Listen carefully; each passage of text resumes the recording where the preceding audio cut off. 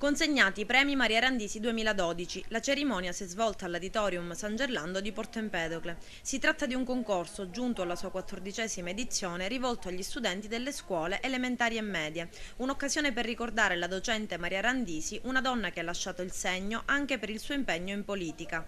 Quest'anno ad aggiudicarsi il premio l'Istituto Angelo Roncalli di Grotte e due scuole agrigentine, il primo Circolo Lauricella e l'Istituto Comprensivo Scuola Media Garibaldi. È il 14° anno dalla sua morte che noi abbiamo istituito il premio Maria Randisi.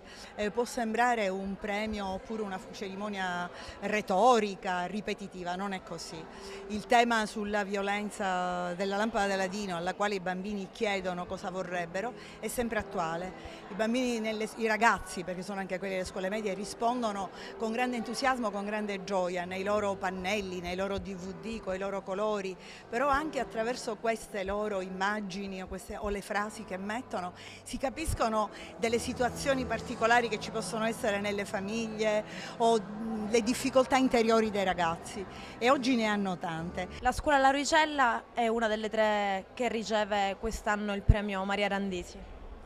Sì, noi abbiamo partecipato a questo premio al quale ogni anno partecipiamo. Devo dire che la Lampada di Aladino ogni anno ripropone il tema dei diritti dei bambini. Noi ricordiamo la persona Maria Randisi, che è stata un'insegnante, quindi come scuola portiamo avanti questo discorso.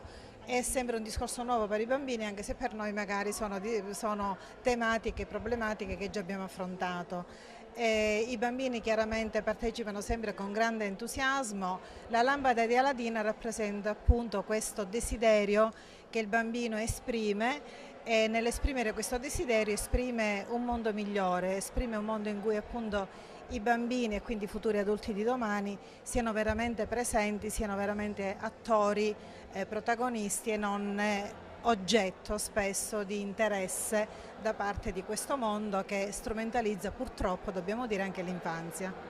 Il premio Maria Randisi è stato organizzato dall'Associazione Nazionale Donne Elettrici con il patrocinio dell'amministrazione comunale di Porto Empedocle. Maria Randisi ha lasciato un segno importante, è stata consigliere comunale, è stata assessore, uno degli amministratori più brillanti di questo paese. Oggi si parla molto di rappresentanza di genere e quindi le donne, diciamo, hanno quantomeno garantito un posto nelle pubbliche amministrazioni, come è giusto. Maria Randisi, quando questo non era obbligatorio, era in amministrazione perché era una donna valente, ed è giusto ricordare le persone per bene, i bravi amministratori, i bravi politici che hanno lasciato un segno in questa città.